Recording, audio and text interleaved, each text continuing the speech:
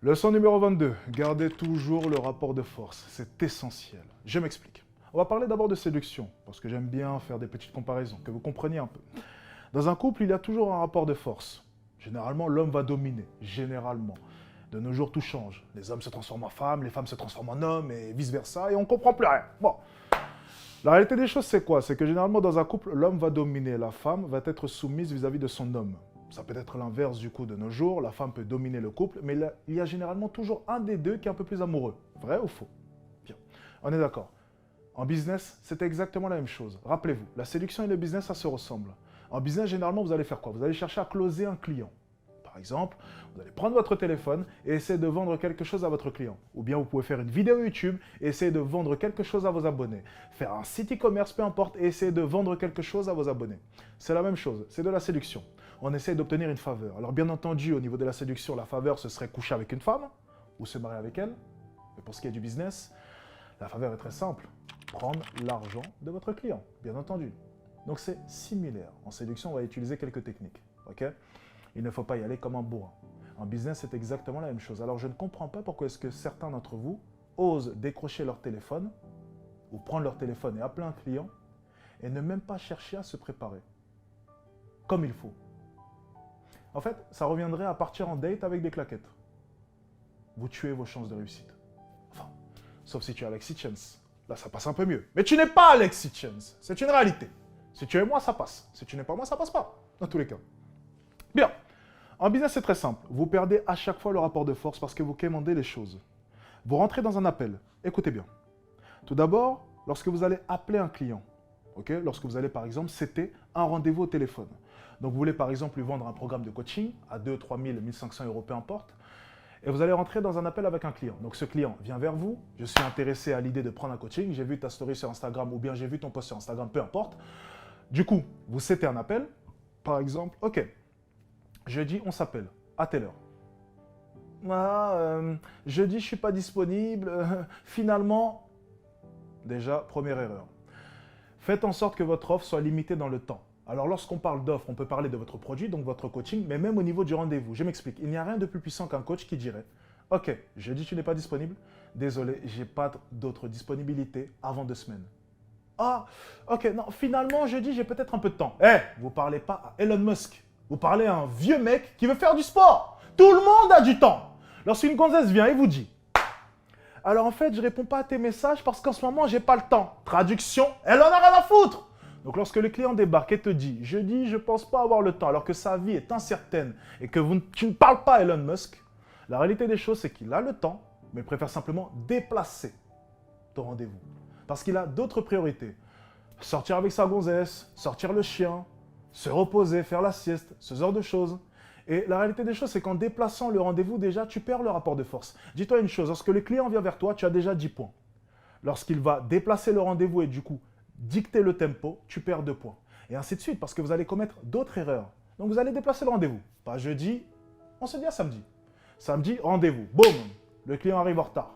Bang, tu as perdu encore 2 points. Tu l'attends comme un idiot. Oui, parce que tu es idiot, tu es con. Donc tu l'attends, tu es à 6 points. Ensuite, au téléphone, tu vas parler avec lui pendant 50 minutes pour essayer d'expliquer ton offre. Ton offre, au final, qui est tout le temps disponible. Pourquoi? Parce que tu ne limites pas ton offre dans le temps. Ce n'est pas, ok, écoute, c'est très simple. Il reste un seul coaching. Non, c'est, j'ai des coachings à vendre. Ok? Tu sous-entends qu'il pourra les prendre quand il veut. Il a le temps.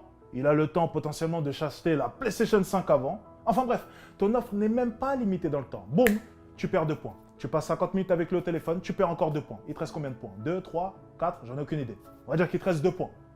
Et ensuite, à la fin, tu le supplies. Je pense que le mieux, c'est quand même que tu prennes l'offre maintenant. Mais pourquoi prendre l'offre maintenant alors qu'elle n'est pas limitée dans le temps? Il n'est pas pressé. Il a le temps de réfléchir. Il a le temps potentiellement d'aller voir la concurrence parce qu'effectivement, au final, avec tous ces points perdus, il a envie d'aller voir ce que fait la concurrence. Pourquoi? Parce que tout le monde veut acheter l'exclusivité. Le coaching qui est rare. Mais de ton côté, à travers toutes ces petites erreurs-là, on a simplement l'impression que c'est un coaching de merde. Et c'est une réalité. Le business est un rapport de force. C'est exactement comme la séduction. Vous devez sembler être rare, limité. Dites-lui jeudi ou rien. S'il n'est pas disponible jeudi, désolé, j'ai pas d'autre disponibilité, ça va pas être possible. Au revoir. Bang! Oui, Vous allez peut-être perdre une vente, mais vous allez en gagner énormément. Parce que généralement, la réaction du client, ça va être « Ok, ce mec-là est occupé. Il vend potentiellement un coaching à 2-3 000 euros, mais il refuse une autre date parce qu'il est réellement occupé. » Pourquoi? Lorsque vous allez dire à un client que vous n'avez que jeudi comme disponibilité, il pensera peut-être que c'est du bluff. Donc généralement, il va vous proposer un autre jour en essayant d'insister. La majorité des coachs dans ces moments-là diront « Ok, finalement, j'ai peut-être une dispo pour samedi. » Non, pas vous. Vous, pas jeudi. Bang! Ok, il est vraiment occupé. Il a vraiment des clients. Je veux ce mec. Si demain, un mec est tellement occupé, je me dis simplement une chose, c'est effectivement, il fait du bon travail et il a des clients parce qu'il est en mesure de pouvoir refuser quelque chose. Refuser quelque chose. Refuser de l'argent. Personne ne fait ça. Et vous, vous allez le faire. Et je vous promets une chose, c'est que soit il trouvera de la disponibilité pour jeudi, soit il vous recontactera à tout prix parce qu'il voudra bosser avec vous. Parce que vous êtes passé de 10 points à 12 points instantanément dans son esprit. Ensuite, il trouve de la place pour jeudi. Bang! Vous prenez l'appel. Offre limitée dans le temps. Avant ça, vous l'avez éduqué avec une vidéo parce que vous n'avez pas le temps de parler pendant des minutes et des minutes sur votre offre et d'essayer de débattre avec lui pour lui prouver que vous avez la meilleure offre.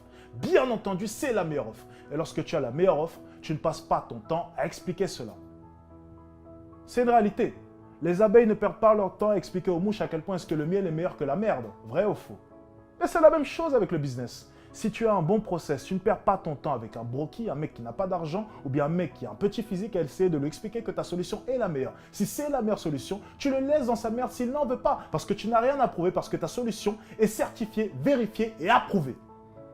Donc à partir de là, déjà, gardez le rapport de force.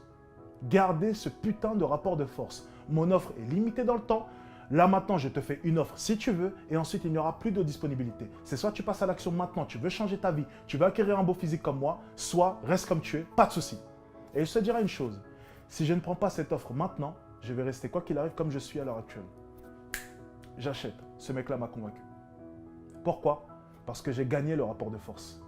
Essayez à chaque instant de vous mettre à la place du client. Trop d'entre vous prennent le téléphone, parlent avec un client sans essayer de comprendre la psychologie de ce même client. Vous ne vous mettez jamais à la place du client. C'est d'ailleurs pour ça que vous n'arrivez pas à vendre. Mes conseils sont valables pour un site e-commerce, pour du closing bien entendu, pour du coaching, peu importe. Le rapport de force est présent partout, directement ou indirectement. Fin de cours.